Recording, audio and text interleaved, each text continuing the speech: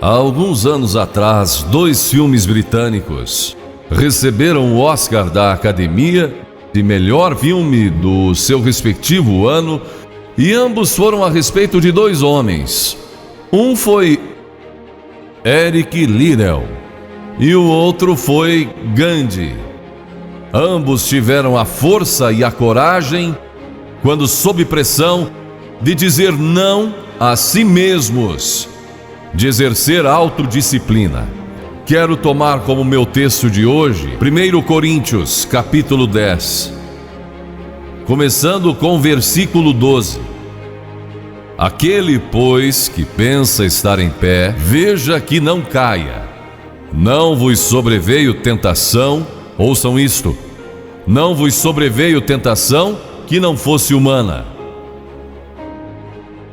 Todo ser humano enfrenta tentações no decorrer de sua vida, mas Deus é fiel e não permitirá que sejais tentados além das vossas forças. Pelo contrário, juntamente com a tentação vos proverá livramento, de sorte que a possais suportar.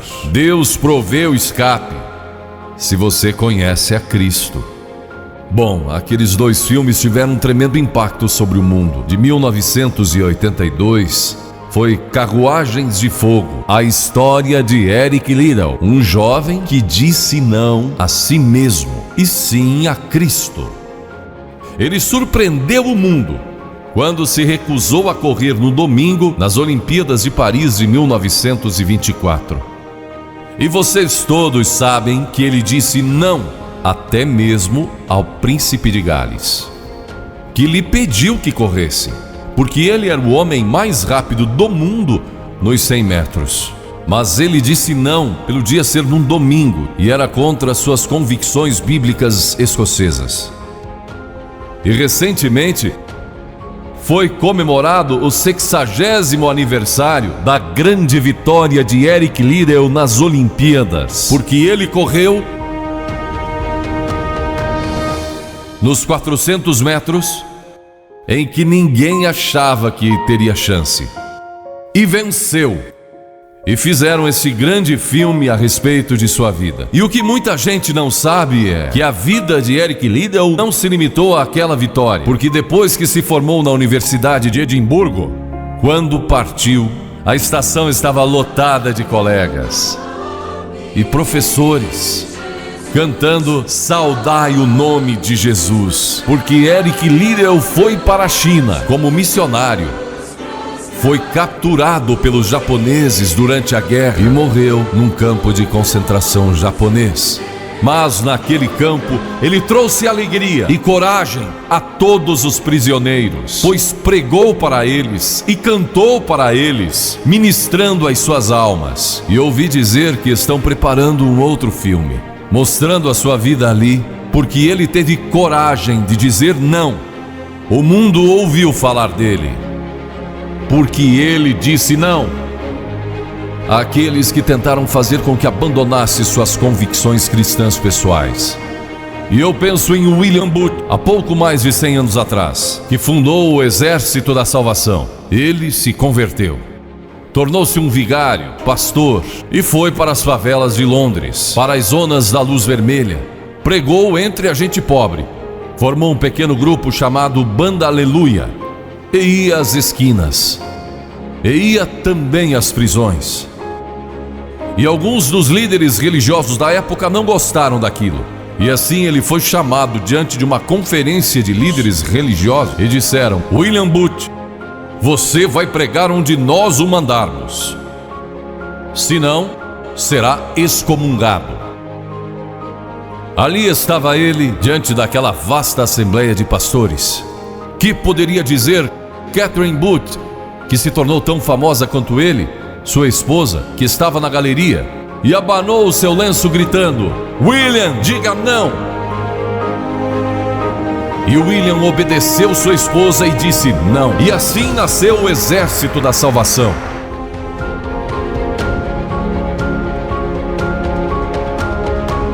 Lemos muitas histórias na Bíblia a respeito de jovens que disseram não e mudaram o curso da história.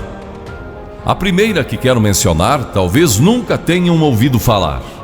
Seu nome foi Vasti e foi rainha da Pérsia, a esposa de Assuero, que reinou desde a Índia até a Etiópia. Pense em todo o petróleo que ele tinha e provavelmente nem sabia. Um dos monarcas mais ricos que já viveu. E ele deu uma grande festa que durou muitos dias. No fim, provavelmente já bêbado, ele ordenou que sua esposa Vasti viesse e ali dançasse para todos os seus convidados. E ela assombrou aquele grupo de líderes mundiais. Ao se recusar, ela disse: não, eu não vou expor o meu corpo para esses homens. Ele mandou outra mensagem, ameaçando que ela deixaria de ser rainha e perderia seus confortos e bens materiais e toda a sua fama. Mas a sua resposta foi a mesma: não. E ela mudou a história, porque foi deposta como rainha. Nada mais sabemos. Mas por causa dela, Esther se tornou rainha e o povo judeu foi salvo. E até o dia de hoje, o povo judeu celebra um grande feriado, porque uma mulher disse não e abriu a porta para a salvação do povo judeu, porque havia um homem como Hitler, e era o primeiro-ministro do país, decidido a destruir e aniquilar os judeus. Agora, a Bíblia tem muito a dizer a respeito de sensualidade, lascívia e depravação. A palavra lascívia significa tendência de incitar desejos sensuais. Sensualidade significa o apelo proposital aos sentidos físicos para a satisfação pessoal. Talvez lendo um livro pornográfico ou assistindo um filme impróprio. A Bíblia diz que devemos nos abster das paixões carnais, da sensualidade, que fazem guerra contra a alma. Elas estão em guerra contra a sua alma e o seu espírito. E a Bíblia diz que devemos nos abster delas, ficar longe delas. E então a Bíblia usa outra palavra, réprobo. Agora isso se refere a pessoas totalmente depravadas, de consciências mortas ou cauterizadas. Não sabem mais corar, perderam a capacidade de discernir entre o bem e o mal. E em Romanos 1:28 lemos: e por haverem desprezado o conhecimento de Deus, o próprio Deus os entregou a uma disposição mental reprovável para praticarem coisas inconvenientes. Ou seja, Deus desistiu deles dizendo: vão em frente, gozem toda a depravação e a sensualidade que quiserem, não vou perturbá-los, ainda não. Mas saibam que os seus pecados o acharão e prestarão contas no dia do juízo. E Paulo, escrevendo ao jovem Timóteo, disse: também estes resistem à verdade, homens de todo corrompidos, réprobos quanto à fé. Em outras palavras, rejeitaram a Cristo por tanto tempo que suas consciências se cauterizaram e seus corações se endureceram. E mesmo que o Espírito de Deus lhes fale, eles não podem ouvir. É por isso que é importante que você aceite a Cristo quando jovem. É importante que venha a Cristo agora. Se o Espírito de Deus está falando com você, entregue a sua vida a Cristo, porque o dia pode chegar em que a sua consciência esteja morta e você não possa mais ouvir a voz de Deus. Ela disse não, mas Vasti, você vai perder o trono, vai perder suas riquezas, pode até perder sua vida. Ela disse: minha resposta é não. Qual é a sua resposta hoje àquelas coisas que são erradas? A mentira, a lascívia, a cobiça, ao preconceito racial. Qual vai ser? Você vai disciplinar seu corpo? Vai permanecer firme às convicções que Cristo e a Bíblia ensinam? Ou vai ceder e seguir pelo caminho largo que leva à destruição? ou vai entrar pela porta estreita e pelo caminho apertado que conduz à vida eterna? Qual vai escolher? Você tem uma escolha hoje. Deus nunca vai forçá-lo a escolher. E então houve um outro jovem, um jovem chamado Daniel. E a Bíblia diz que Daniel resolveu em seu coração que não se contaminaria com as finas iguarias do rei, nem com o vinho que ele bebia. Agora Daniel era um jovem que tinha um propósito. Ele havia sido capturado em Jerusalém. Quando o exército de Nabucodonosor invadiu a cidade, ele foi capturado e levado através de milhares e milhares de quilômetros à Babilônia, a quase 3.000 quilômetros de sua própria terra. Sem aviões nem automóveis, eram semanas de viagem. Mas ele estava resolvido a servir a Deus e não devia ter mais de 12 ou 15 anos de idade. E Nabucodonosor, o grande rei, levara cativos de Jerusalém para a Babilônia e ordenou que aqueles jovens, em quem não havia defeito, de boa aparência, instruídos em toda a sabedoria, fossem ensinados em sua corte, para que ele pudesse usá-los. Ele queria usar aqueles jovens judeus porque sabia que eles tinham um dom especial. E durante o período de treinamento, mandou que lhes dessem os melhores vinhos e as mais finas iguarias e todos os confortos disponíveis na corte de Nabucodonosor. Mas Daniel disse: não quero o vinho do rei e não quero as iguarias do rei. Quero dormir no chão, não numa cama de penas. Quero viver uma vida simples e também disciplinada. Que diferença dos que mal podem esperar pelo dia que posso sair de casa e se divertir, mas não Daniel.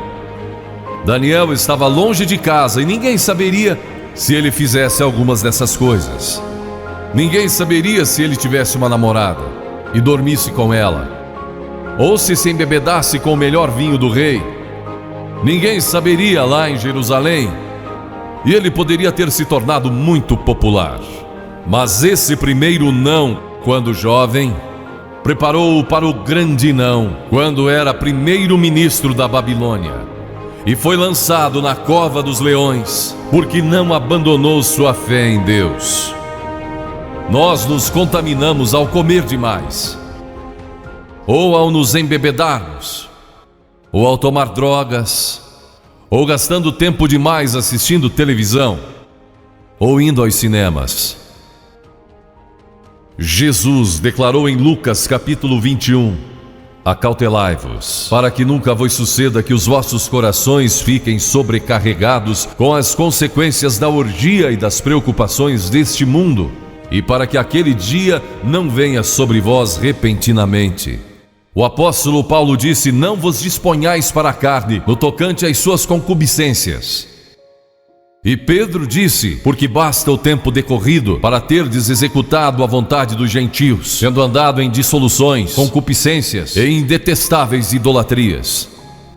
A Bíblia diz que devemos disciplinar nossas mentes e também nossos corpos, e disciplinar nosso coração pela nossa fé em Cristo. E então houve um outro jovem chamado José, que foi vendido para o Egito pelos seus irmãos e se tornou escravo de um homem chamado Potifar. E Potifar tinha uma linda esposa, e José era forte e bonito. E em Gênesis, no capítulo 39, se quiserem ler a história, lemos a respeito da tentação de José. A esposa de Potifar se apaixonou por José, porque José se tornou mordomo de toda a casa de Potifar, cuidando dos seus negócios, e ela viu aquele belo jovem, viril e de boa aparência, andando pela casa e pelo jardim, cuidando dos negócios todos os dias, e ela o cobiçou. E disse: deita-te comigo. Ele disse: não. E acrescentou: não posso fazer isso ao meu senhor, que me confiou tudo o que tem, exceto sua esposa. Não posso pecar contra Deus, o Deus dos meus pais. Ele estava longe de casa, quem saberia?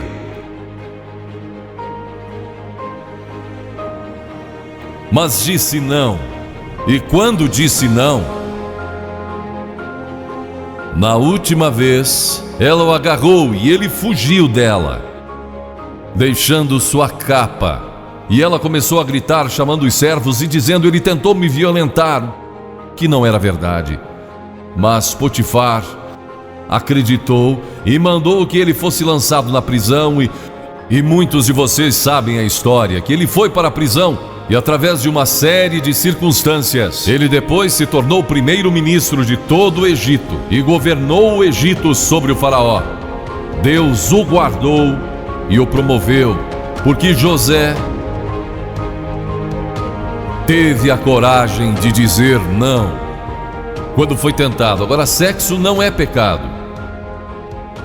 O sexo nos foi dado por Deus para a propagação da raça humana e para o nosso prazer, dentro de certos limites que Deus estabeleceu para o matrimônio. As características de um cristão são autocontrole, autodisciplina, e Paulo, escrevendo a Timóteo, disse: conserva-te a ti mesmo puro. Mas como você pode se conservar puro num mundo como este?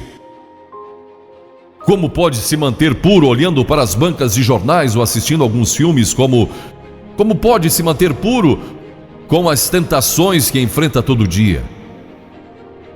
Não pode, de modo algum, exceto se Cristo está em seu coração.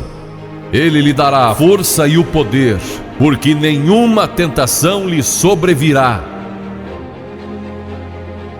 que Cristo não lhe ofereça um meio de escape. Entregue a sua vida a Cristo hoje, deixe que Ele controle a sua vida, deixe Ele ser o Senhor de sua vida, deixe que Ele controle essa área de sua vida, sua mente, seu corpo e sua vida sexual. Deixe que Ele tome conta dela.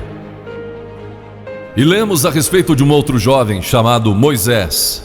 Em geral, pensamos em Moisés como um homem velho, de barba, mas foi na juventude que ele tomou uma decisão que o levou à grandeza. Porque a Escritura diz: pela fé Moisés, quando o homem, talvez aos 17, 18 anos de idade, recusou ser chamado filho da filha de Faraó. Recusou, ele fez uma escolha, preferindo ser maltratado junto com o povo de Deus, a usufruir prazeres transitórios do pecado. Agora observe que ele estava no Egito. Era filho da filha do faraó, herdeiro do trono do Egito. E talvez seria o próximo faraó.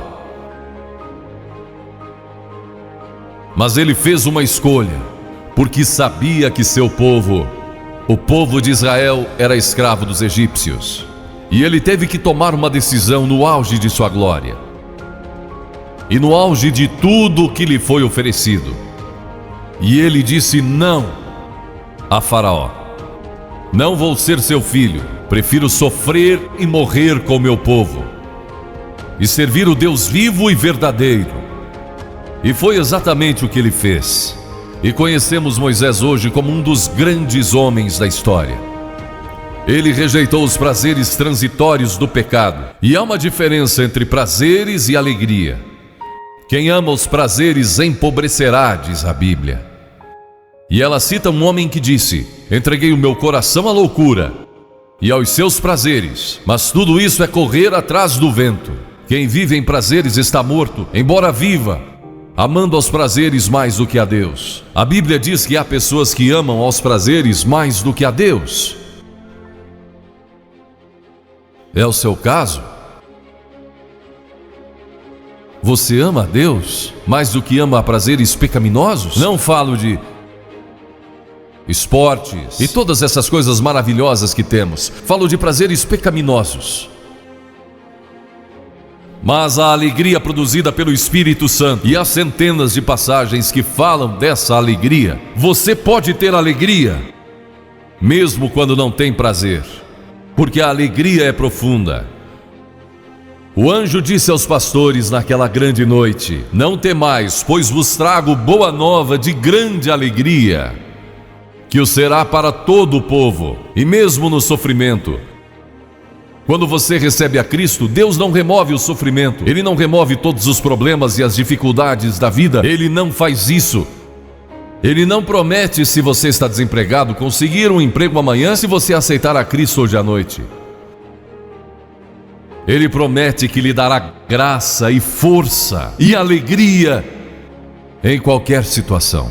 Bem-aventurados sois quando os homens vos odiarem e quando vos expulsarem da sua companhia, vos injuriarem e rejeitarem o vosso nome como indigno, por causa do Filho do Homem. Regozijai-vos naquele dia e exultai. Ele disse: quando vierem a mim e tiverem problemas e tribulações, e as pessoas odiarem vocês, ele disse: exultai, porque grande é o vosso galardão lá no céu, pois dessa forma procederam os seus pais como os profetas. Todos que viverem piedosamente em Cristo serão perseguidos. A Bíblia diz: ainda haverá sofrimento. Jesus disse: quem não tomar a sua cruz e negar-se a si mesmo não pode ser meu discípulo. Moisés escolheu a alegria de seguir a Deus em vez da vida de prazeres no Egito. O que você está seguindo? Qual é a sua escolha nesta hora? E então o último é Jesus. Jesus foi tentado em todas as coisas à nossa semelhança, mas sem nenhum pecado. Quer dizer que Jesus foi tentado a mentir? Sim. Que Jesus foi tentado a cobiçar? Sim. Que ele foi tentado a adulterar? Sim. Que Jesus foi tentado a roubar? Sim. Ele foi tentado em todas as coisas, como nós, mas sem pecado. Como ele teve vitória sobre a tentação? A Bíblia nos diz no capítulo 4 de Mateus e em muitos outros textos, mas vou falar só deste. O diabo veio a ele quando ele estava faminto e sedento e disse: se és o Filho de Deus, manda que essas pedras se tornem em pães. Observem que ele tentou colocar dúvidas na mente de Jesus quanto à sua identidade.